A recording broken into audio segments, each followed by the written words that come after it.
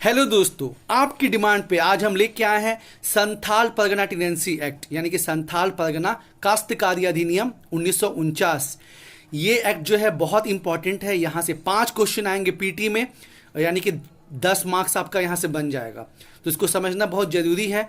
इसमें टोटल जो है 9 चैप्टर है और सेक्शन जो है 72 है, लेकिन आपको पूरा का पूरा सेक्शन याद रखना ज़रूरी नहीं है। आप 25 से 30 सेक्शन याद कर लेंगे तो उतना बहुत है।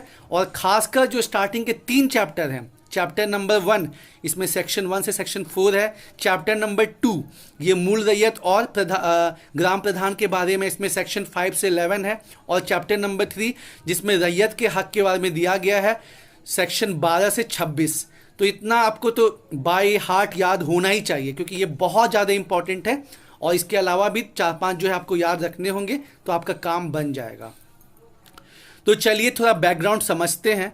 जब अंग्रेजों को इलाहाबाद की संधि से बंगाल के ऊपर रेवेन्यू राइट्स मिल गया, तो अंग्रेजों का झारखंड के इलाके में भी आना हुआ, क्योंकि झारखंड जो है वो बिहार का हिस्सा था और बिहार जो था मतलब बंगाल का हिस्सा था। और आप जानते हैं कि जो झारखंड के इलाके में जनजाति लोग का मेजॉरिटी था, मैक्सिमम जो पॉपुलेशन यहाँ पे जनजाति की ही थी। तो जब अंग्रेज इस इलाके में आए, तो जो संथाल परगना का इलाका है, वहाँ पे जो राजमहल पहाड़ी है, वहाँ पे पहाड़िया जनजाति रहती, जिसमें सौरिया पहाड़िया और माल पहाड़िया प्रमुख है। और जब अंग्रेज आए तो फिर वो उनकी ज़मीन लेने लगे, जंगल साफ करने लगे। इससे जो है जनजाति लोग परेशान हो गए और तुरंत ही जो है पहाड़िया विद्रोह जो है वो चालू हुआ, जो कि 10 साल तक लगभग चला। उसके बाद पहाड़िया विद्रोह के बाद जो है तिलका मांझी का, जो कि एक संथाल थे, क्योंकि धीरे धीरे जब जंगल साफ होने लगे खेती के लिए, तो फिर अंग्रेजों को और मजदूर की ज़रूरत पड़ी, तो वो संथाली लोग को लाके यहाँ पे बसाने लगे। और लेकिन फिर संथाली लोग के साथ भी उनकी जाति होने लगी, तो फिर तिलका मांझी को ये पसंद नहीं आया और फिर तिलका मांझी का विद्रोह हुआ। और ये क्वेश्चन भी बनता है कि वो कौन से सबसे पहले जनजाति हैं जिन्होंने अपनी शहादत दी, तो वो है संथाल जनजाति के तिलका मांझी। तो ये दोनों डिस्टर्बेंस के बाद जो है अंग्रेज समझ गए कि जो इलाका है उसको हम मतलब बहुत अच्छे से डील करना होगा, और जो जनजाति लोग हैं उनके नियम के साथ ज़्यादा छेड़छाड़ नहीं करनी होगी। उसके बाद क्या होता है कि वो लोग अस्थाई बंदोबस्त लेके आते हैं, उससे प्रॉब्लम और भी ख़राब हो जाता है। क्यों? क्योंकि देखिए अभी क्या था कि जो जनजाति लोग हैं उनका ज़मीन पे अपना हक था और वो लोग जो है मिलजुल के जो है खेती करते थे। लेकिन जब जमींदारी प्रथा आ गई तो क्या हिसाब किताब हो गया, ब्रिटिश गवर्नमेंट, उसके नीचे जमींदार और उसके नीचे जो है जनजाति लोग, मतलब एक झटके में जो है ना जनजाति लोग का अपने ज़मीन से जो है हक चला गया। साथ ही साथ उनको लगान भी देना पड़ता था। और अंग्रेज फिर क्या करने लगे कि बाहर से लोग को यहाँ पे लाके बसाने लगे, जिसको जनजाति लोग क्या बोलते थे, दीकू। तो दीकू जो है वो जनजाति लोग का मतलब शोषण करते थे और उनकी महिलाओं का भी शोषण करते थे। साथ ही साथ लगान देने के लिए जो जनजाति लोग हैं वो महाजन पे डिपेंडेंट होने लगे, और महाजन जो है बहुत ज़्यादा कर मतलब उनको चार्ज करने लगे। तो इन सब वजह से जो है ना जनजाति लोग बहुत ज़्यादा परेशान हो गए थे। और फिर हम देखते हैं कि 1855 में जो है संथाल विद्रोह होता है। संथाल विद्रोह होता है जिसमें सिद्धू कानू, चांद भैरव और उनकी बहन शामिल रहती है। और इस भले इसको जो है संथाल लीडर्स के द्वारा चालू किया जाता है, लेकिन इसमें दूसरे जनजाति भी पार्टिसिपेट करते हैं। कहा जाता है कि लगभग 30,000 जनजाति लोग का जो इसमें डेथ हो जाता है। पर अंग्रेजों को समझ आ जाता है कि बस हम और जो है जो जनजाति लोग हैं उनके कस्टमरी राइट से जो है खिलवाड़ नहीं कर सकते हैं। तो फिर 1856 में, एक तो 1855 में क्या होता है कि वो लोग संथाल परगना को एक अलग डिवीज़न घोषित कर देते हैं, जिसमें कि आपका वीरभूम और भागलपुर का जो है जिला को मिलाया जाता है। और अच्छा, एक क्वेश्चन भी पूछता है कि वो कौन सा स्पेशल एक्ट था जिसके थ्रू जो है ना संथाल परगना को नॉन रेगुलेशन एक्ट बनाया जाता है। तो रेगुलेशन नंबर 37, ये बहुत इंपॉर्टेंट है, ध्यान रखिएगा। और साथ ही साथ क्या होता है कि जॉर्ज यूल जो कि वहाँ के कमिश्नर रहते हैं, वो यहाँ पे यूल्स रूल लागू कराते हैं, YULES और रूल, ये क्वेश्चन भी पूछा जाता है कि यूल्स रूल कहाँ लागू हुआ था, संथाल परगना में। इसके अंदर इसको नॉन रेगुलेशन तो डिक्लेयर किया ही जाता है, साथ ही साथ क्या होता है कि जो नॉर्मल पुलिस सिस्टम है यूल बोलते हैं कि वो यहाँ पे लागू नहीं होगा, और जो संथालों का जो मांझी परगना सिस्टम है वही लागू होगा, और जो उनके हेड हैं उसको इसको मैनेज करेंगे। साथ ही साथ बंधुआ मजदूरी को भी बैन कर दिया जाता है, और ये भी बोला जाता है कि अब जो है जो जनजाति लोग हैं, जो जनजाति किसान हैं, उनको कम टैक्स देना पड़ेगा। जो यूल है उनको घटा के 25% कर देते हैं। तो इससे काफ़ी सहूलियत होती है जनजाति लोगों को, और कुछ समय तक शांति रहती है। लेकिन जो यूल्स रूल है वो 3 साल के बाद ही हटा दिया जाता है, और जो बाकी का सिस्टम चलता था रेस्ट ऑफ इंडिया में उसको भी वहाँ पे इम्प्लीमेंट कर दिया जाता है। इससे जो है जनजाति लोग फिर से परेशान हो जाते हैं, उनको फिर से ज़मींदार को ज़्यादा टैक्स देना पड़ता है। साथ ही साथ उनका जो सिस्टम रहता है मांझी परगना सिस्टम, उसको हटा दिया जाता है, और फिर जो है जनजाति लोग उससे बहुत परेशान हो जाते हैं। तो फिर संथाल परगना रेगुलेशन एक्ट 1872 लाया जाता है, और उसके बाद भी प्रॉब्लम जब शॉर्ट आउट नहीं होती है तो फिर ये डिसाइड होता है कि नहीं, अब यहाँ पे जो है लैंड सर्वे करवाना होगा, और जो जनजाति लोग हैं उनके कस्टमरी राइट्स के बारे में देखना होगा। तो फिर मैकफर्सन को अपॉइंट किया जाता है, और मैकफर्सन जो अपनी रिपोर्ट सबमिट करते हैं 1908 में। ये बहुत इंपॉर्टेंट रिपोर्ट है जिसमें बताया जाता है कि जो मूल रैयत हैं, यानी कि जैसे कि हमने सीएनटी में देखा था, अगर आपने नहीं देखा तो डिस्क्रिप्शन में देखिए, कि जो जनजाति सबसे पहले उस एरिया में आया, उसने जंगल को काटा और खेती करने योग्य बनाया, तो उसको हम सीएनटी में बोलते हैं मुंडारी खूंट कटीदार। वहाँ पे मुंडा गए थे। लेकिन वही चीज़ जो संथाल परगना में हुआ तो उसको हम क्या बोलते हैं, मूल रैयत, चाहे वो संथालों के द्वारा हो या पहाड़िया जनजाति के द्वारा हो, जिन्होंने पहले जंगल साफ किया, उसको रहने लायक और उसको खेती के लायक बनाया, तो उसको हम बोलते हैं मूल रैयत। ये बहुत इंपॉर्टेंट है। तो मैकफर्सन ने अपनी रिपोर्ट को सबमिट किया, और उसमें सब जो है लोकल कस्टम ट्रेडिशन और लैंड रूल सब के बारे में बताया। लेकिन तब भी जो है सेटिस्फेक्शन नहीं हुआ ब्रिटिश गवर्नमेंट को। तो फिर 1932 में गैंजर को अपॉइंट किया गया। जो आप सुनते होंगे 1932 खतियान, वो एक्चुअली गैंजर रिपोर्ट है। गैंजर रिपोर्ट फिर और उसमें मैकफर्सन रिपोर्ट में और सुधार किया, और जब बिहार अलग हो गया बंगाल से, तो 1937 में क्या हुआ कि एक इंक्वायरी कमेटी बैठाई गई गैंजर रिपोर्ट पे, और फिर उस कमेटी के रिकमेंडेशन पे आज़ादी के बाद 1949 में जो है संथाल परगना टेनेंसी एक्ट जो है एग्जिस्टेंस में आया। तो ये था हिस्टोरिकल बैकग्राउंड कि कैसे संथाल परगना टेनेंसी एक्ट आया।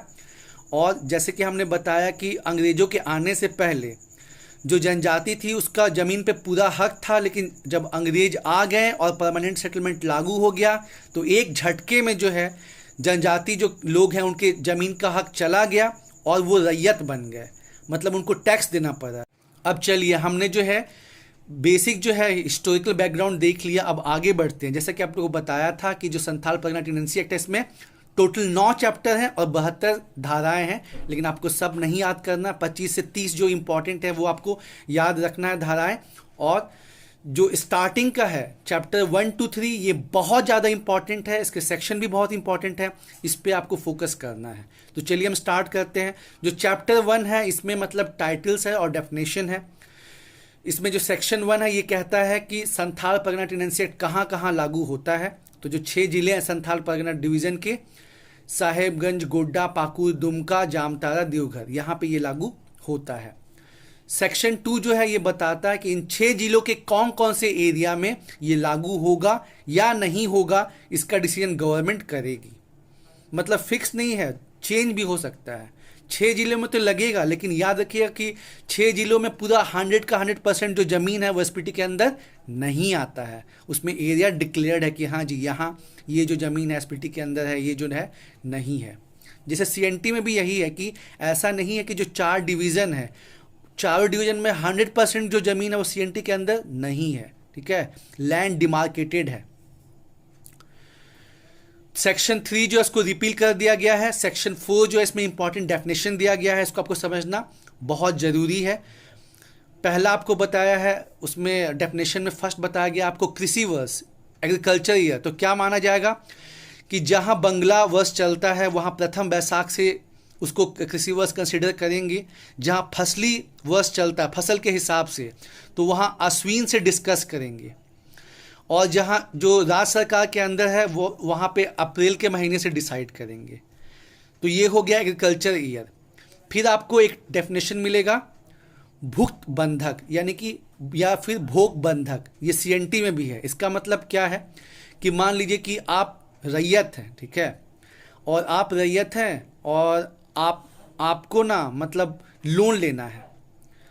आपने लोन लेना है तो आप क्या करेंगे कि अपनी ज़मीन जो है वो किसी और के पास गिरवी रख देंगे और लोन ले लेंगे और बोलेंगे कि उस ज़मीन पे जो भी आपका उत्पाद होगा, जो भी आपका प्रोडक्ट होगा, उस पे आपका हक है। या उस ज़मीन पे अगर आप मत्स्य पालन भी करेंगे कि तो वो आपका है, ठीक है। और इसका मैक्सिमम ड्यूरेशन क्या है? भुक्त बंधक में जो ज़मीन है वो दूसरे के पास गिरवी रख सकते हैं, मैक्सिमम टाइम जो है वो 6 ईयर्स का है। ये बात बहुत इंपॉर्टेंट है। फिर से समझिए, भुक्त बंधक या भोग बंधक। मान लीजिए कि हम पार्टी ए हैं और हमको लोन चाहिए, ठीक है, तो हम क्या करेंगे, अपनी ज़मीन जो है पार्टी बी के पास गिरवी रखेंगे और उससे लोन ले लेंगे और बोलेंगे कि आप मेरे ज़मीन का आपको जैसे भी इस्तेमाल करना है, जो भी इस्तेमाल करना है वो आप कीजिए। तो ये हो गया आपका भुक्त बंधक या भोग बंधक। उसके बाद आपको दिया है भूस्वामी। तो देखिए, जो संथाल परगना है इलाका, वहाँ पे 2 टाइप के गांव होते हैं। एक होता है खास गांव और एक होता है गैर खास गांव। खास गांव उसको बोलते हैं जहाँ पे कोई भी मूल रैयत या ग्राम प्रधान नहीं होता, और जहाँ ग्राम प्रधान और मूल रैयत होता है उसको हम बोलते हैं गैर खास गांव। तो मतलब ये इंटरचेंजेबल है। जब किसी गांव में कोई मूल रैयत या ग्राम प्रधान नहीं है तो वो खास गांव हुआ। लेकिन हम आगे देखेंगे कि वहाँ पे ये मतलब पॉइंट भी दिया गया है कि वहाँ पे जो है ग्राम प्रधान की नियुक्ति की जा सकती है। तो जैसे वो ग्राम प्रधान की नियुक्ति वहाँ पे हो गई तो वो फिर गैर खास ग्राम बदल जाएगा। तो ग्राम प्रधान और मूल रैयत से अलग भूस्वामी का कंसेप्ट है, ठीक है, लैंडलॉर्ड का। और इसमें भूस्वामी कौन है? जिसको कि लगान वसूल करने का अधिकार है। फिर इसमें जमींदार भी हो सकते हैं। इसमें जो है घटवाल, उस साइड जो जमींदार होते थे उसको घटवाल भी बोलते थे, और राज्य सरकार भी हो सकती है। तो इसको जो है भूस्वामी के कैटेगरी में डाला है। और एक दिया है भूसत्वधारी, मतलब कि जिसके पास जमीन है। लेकिन इसमें जो है ध्यान रखिएगा, आपको ये क्वेश्चन पूछा जा सकता है कि क्या भूस्वामी के अंदर ग्राम प्रधान और मूल रैयत आएंगे? तो जवाब है नहीं, ये दोनों जो है भूधारक के अंदर आएंगे। इसके अलावा जो है आपका रैयत का डेफिनेशन दिया गया है। रैयत का मतलब वो किसान होता है जिसने कि ज़मीन को लिया है खुद से या अपने रिश्तेदारों से खेती करवाने के लिए। वो खेती करेगा, उसके बदले वो लगान देगा, तो उसको बोलते हैं रैयत। तो ये सब जो है इंपॉर्टेंट डेफिनेशन दिया गया है सेक्शन 4 में। तो क्वेश्चन पूछा जा सकता है कि वो कौन सा धारा है जिसमें कि रैयत को, भूस्वामी को, भूधारक को, भुक्त बंधक को डिक्लेयर किया गया है। तो आपका आंसर हो जाएगा सेक्शन 4। तो ये था चैप्टर 1। अब हम देखेंगे चैप्टर नंबर 2, जो कि बहुत इंपॉर्टेंट है और इसमें ग्राम प्रधान और मूल रैयत के बारे में बताया गया है। तो जैसे अभी हमने आपको बताया कि जो संथाल परगना डिवीज़न है वहाँ पे 2 टाइप का गांव होता है। एक खास गांव जहाँ पे कोई भी ग्राम प्रधान या मूल रैयत नहीं होता, बस रैयत होते हैं और भूस्वामी होते हैं। भूस्वामी मतलब कौन? जिसको कि लगान वसूल करने का अधिकार हो। और जो गैर खास गांव है वहाँ पे या तो मूल रैयत होता है या तो ग्राम प्रधान होता है। तो सेक्शन 5 धारा 5 में क्या दिया गया है कि जो खास गांव है जहाँ पे ग्राम प्रधान नहीं होता, वहाँ के लिए प्रोविज़न दिया गया है कि उसका जो भूस्वामी है उस गांव के 2/3 जमाबंदी रैयत, ये टाइप ऑफ रैयत हम आगे पढ़ेंगे। सेक्शन 12 में दिया गया है कि रैयत कितने टाइप के होते हैं, तो वहाँ हम देखेंगे। तो अभी आप ये समझ लीजिए कि सेक्शन 5 में ये है कि जो खास गांव है वहाँ भी ग्राम प्रधान का नियुक्ति हो सकता है, लेकिन उसके लिए क्या जरूरी है कि उस गांव का जो भूस्वामी है, लैंडलॉर्ड जो है उस गांव का, वो क्या करे, जो लैंडलॉर्ड है वो क्या करे कि जो उस गांव के 2/3 जमाबंदी रैयत है उनकी स्वीकृति चाहिए, और उसके बाद वो कमिश्नर को जो है रिक्वेस्ट कर सकता है। सेक्शन 6 में क्या मेंशन किया गया कि जो गैर खास गांव है वहां पे अगर ग्राम प्रधान का मृत्यु हो जाए तो फिर 3 महीने के अंदर उस गांव के भूस्वामी को वहां के कलेक्टर को इन्फॉर्म करना जरूरी है। ये बहुत इंपॉर्टेंट है। और जनरली क्या होता है कि जो ग्राम प्रधान है उसका बेटा ही जो है वो उसका पोस्ट संभालता है। इसमें एक क्वेश्चन उठता है कि क्या ग्राम प्रधान की जो बेटी है उसका पोस्ट संभाल सकती है, तो जवाब है हाँ दोस्तों। वैसे ही जो मूल रैयत है इसमें भी एक जनरेशन से दूसरी जनरेशन में पास होता है, पर एक यहाँ एक डिफरेंस है। ग्राम प्रधान का जो बेटी होगी वो भी पोस्ट संभाल सकती है, लेकिन चूंकि ग्राम प्रधान उसी गांव का होता है तो उसमें कंडीशन क्या लगाया गया कि उसकी बेटी जो शादी करती है तो दूल्हे को क्या होना चाहिए, घर जमाई होना पड़ेगा, तभी ना लड़की अपने मायके में रहेगी और फिर जो है उस गांव का वो ग्राम प्रधान बन सकती है। लेकिन मूल रैयत में ऐसा कंडीशन नहीं है।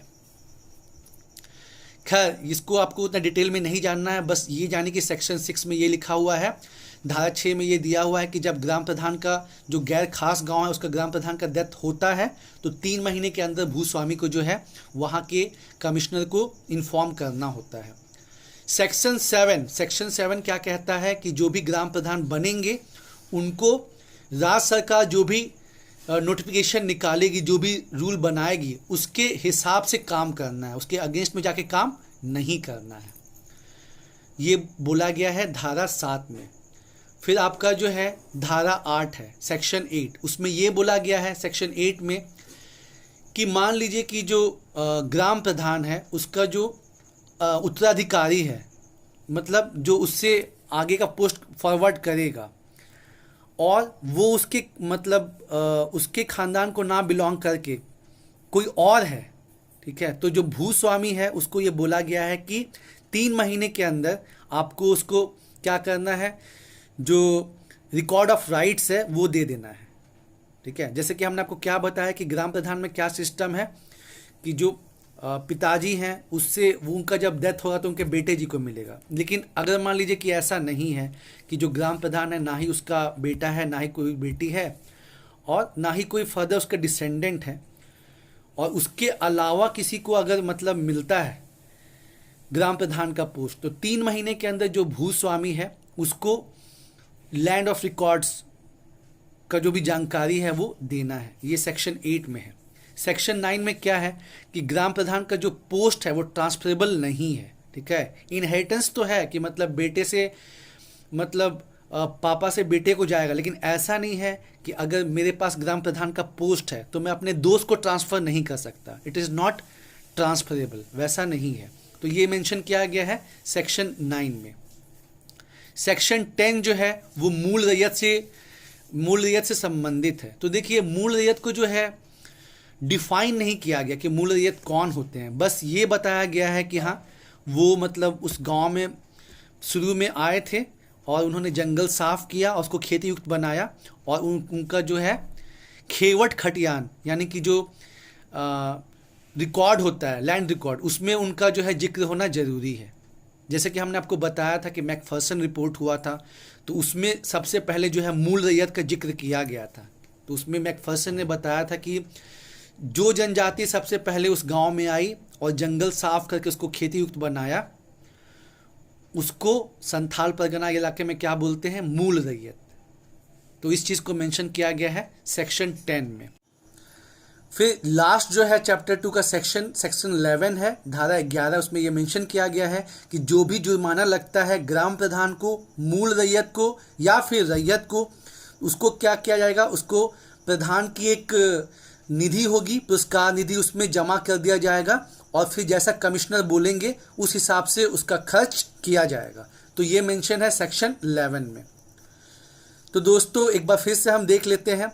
जो चैप्टर 1 है उसमें टाइटल और डेफिनेशंस दिया गया है। सेक्शन 1 में बताया गया है कि जो एसपीटी एक्ट है ये कहाँ कहाँ लागू होगा, तो ये 6 जिलों में लागू होगा, साहेबगंज, गोड्डा, पाकुड़, जामताड़ा, दुमका और देवघर। सेक्शन 2 में धारा 2 में मेंशन किया गया है कि किस इलाके में इसको मतलब लागू करना है और कहाँ लागू नहीं करना है, ये डिसाइड करने का पावर गवर्नमेंट का है। सेक्शन 3 को रिपील कर दिया गया है। सेक्शन 4 में जो है अलग अलग टर्म को डिफाइन किया गया है। जिसमें आपको कृषि वर्ष बताया गया है, भुक्त बंधक बताया गया है, भूस्वामी बताया गया है, भूधारक बताया गया है, रैयत बताया गया है, फिर खास गांव बताया गया है। ये तो हो गया चैप्टर 1। चैप्टर 2 में आपको ग्राम प्रधान और मूल रैयत के बारे में बताया गया है। सेक्शन 5 में बताया गया है कि जो खास गांव है वहाँ पे ग्राम प्रधान का चुनाव कैसे, मतलब ग्राम प्रधान की नियुक्ति कैसे हो सकती है। सेक्शन 6 में बताया गया कि जो गैर खास ग्राम है, अगर वहाँ ग्राम प्रधान मर जाए तो फिर भूस्वामी को 3 महीने के अंदर कमिश्नर को मतलब सूचित करना है। 7 में बताया गया कि जो भी ग्राम प्रधान बनेंगे उनको राज्य सरकार जो भी नियम कानून बनाएगी उसको ध्यान में रख के काम करना है। सेक्शन 8 में ये बताया गया है कि ग्राम प्रधान के उत्तराधिकारी के अलावा कोई अगर ग्राम प्रधान बनता है तो भूस्वामी को 3 महीने के अंदर उनको जो है सारा जो डिटेल है प्रोवाइड करना है। उसके बाद सेक्शन 9 में ये बताया गया है कि जो ये पोस्ट है ग्राम प्रधान का, इट इज़ नॉट ट्रांसफरेबल। ठीक है, बस इसमें क्या है कि जनरेशन टू जनरेशन जाएगा, पास होगा, लेकिन ऐसा नहीं है कि ग्राम प्रधान अपने दोस्त को नहीं ट्रांसफर कर सकता है। फिर सेक्शन 10 में जो है मूल रैयत का जिक्र है। ध्यान रहे कि मूल रैयत को डिफाइन नहीं किया गया एसपीटी एक्ट में, बस ये बोला गया है कि हाँ जिसका खेवट खतियान में जिक्र है कि हाँ ये लोग पहले आए थे और जंगल साफ करके इसको खेती युक्त बनाए, वो मूल रैयत कहलाएंगे और उनका भी क्या होगा, जनरेशन टू जनरेशन जो ये पास ऑन होगा। ठीक है, और ध्यान रखें कि हाँ महिलाएं भी मूल रैयत में जो हकदार होंगे, क्योंकि जनजाति में मेल और फीमेल में डिस्क्रिमिनेशन नहीं है और ये बहुत अच्छी चीज़ है जनजाति से सीखने वाली। एक तो वो लोग पर्यावरण का बहुत केयर करते हैं, जो आज पूरी दुनिया सस्टेनेबल डेवलपमेंट का विकास कर मतलब सस्टेनेबल डेवलपमेंट के बारे में सोचती है, और दूसरा ये है कि हाँ मेल फीमेल में डिस्क्रिमिनेशन नहीं है। तो मूल रैयत का जिक्र किया गया है सेक्शन 10 में। हाँ डिफाइन नहीं किया गया, बस बताया गया है कि जिसका खेवट खतियान, ठीक है, यानी कि लैंड रिकॉर्ड में दर्ज है उसको ही मानेंगे। और सेक्शन 11 जो है चैप्टर 2 का लास्ट, उसमें बताया गया है कि जो भी जुर्माना लगेगा ग्राम प्रधान, मूल रैयत या फिर रैयत पे, उसको प्रधान की पुरस्कार निधि में जमा कराया जाएगा और उसका खर्च कैसे होगा ये कमिश्नर साहब डिसाइड करेंगे। तो दोस्तों उम्मीद है आपको वीडियो पसंद आई होगी, और इस वीडियो को बनाने में मेरे दुमका के एक फ्रेंड हैं मिस्टर अमृत, उन्होंने बहुत मदद की है, उन्होंने ही इतनी बारीकियां बताई हैं। तो अमृत भाई आपका बहुत बहुत धन्यवाद। एंड दोस्तों हम आगे और इसको कंटिन्यू करेंगे, मेहनत होगी जीत होगी। Thank you.